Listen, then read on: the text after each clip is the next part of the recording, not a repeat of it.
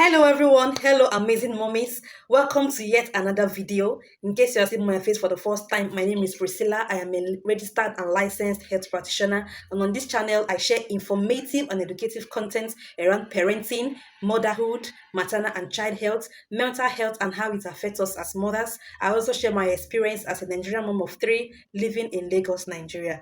Please do well to hit the subscribe button, comment below, and share this video to as many as you can. And to my returning subscribers, you guys are amazing. I appreciate your love and your support.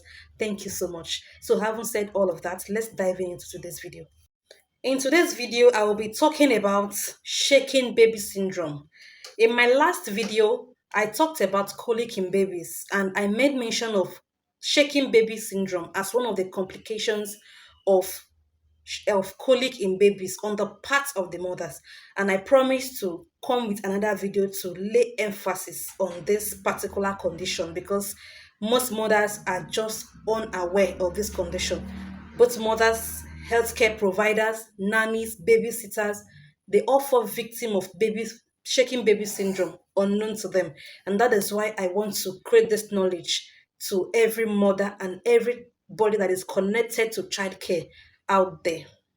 So if you haven't watched my last video on colic in babies, you really have to pause this video right now and go watch that video so that you'll be able to understand how we got here. Now, what is shaking baby syndrome? Shaking baby syndrome is a type of severe child abuse that occurs when a child is shaken or handled violently.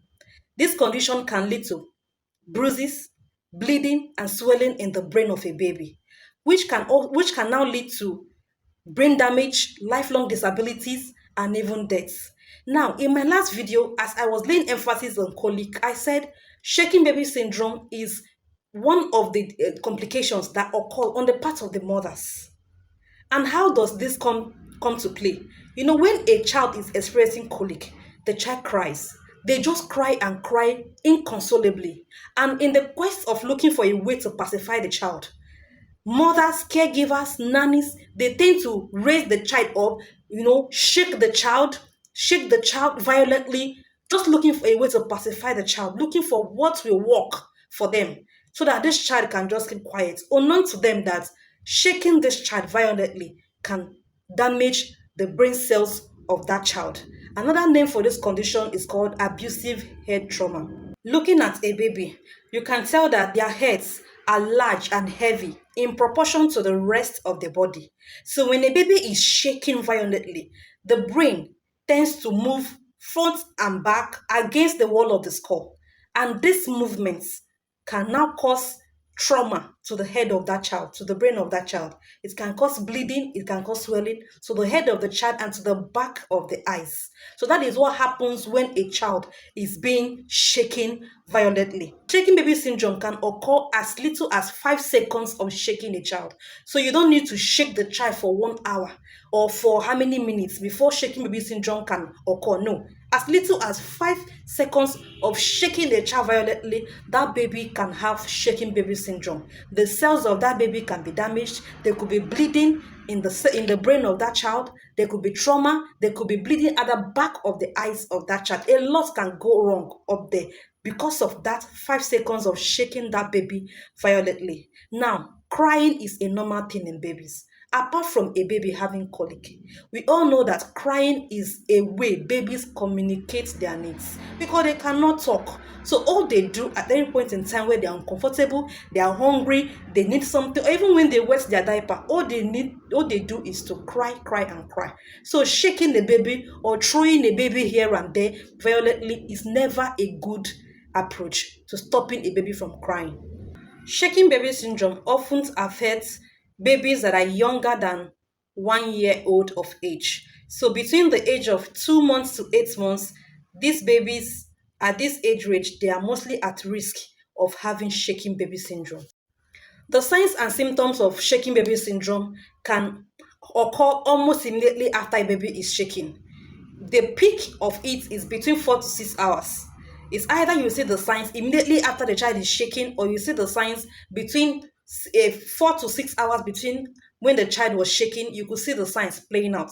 In some cases, In some cases too, you will not see the signs at all. It will not show, but it will now start playing at later on in life. And that is why you see some children, they have behavioral problems, they have attention problems, focusing problems, because of this shaking baby syndrome they must have had while they were still very young. Now, the severe immediate signs of shaking baby syndrome includes unconsciousness, shock, and then seizures, which is a form of a convulsion.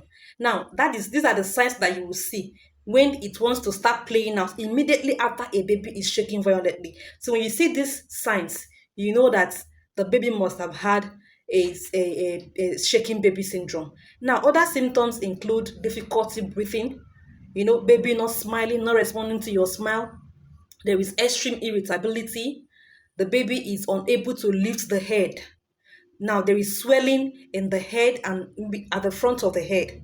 Now, you could see a bulging soft spot on the top of the head. So when you see those signs, you know that that baby must have had a shaking baby syndrome. So another one, like I mentioned, is the inability of the baby to lift the head.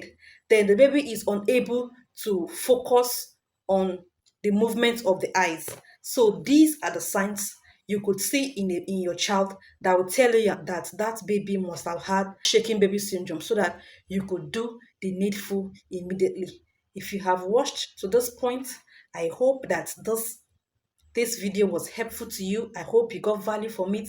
And if you did, please do well to hit the subscribe button. Let's grow this family. Let's create this awareness together. Also, share this video to every mother in your contacts so that we can all create this awareness to avoid all these conditions that may happen to our children unknown to us as parents. I will see you again in my next video. Bye.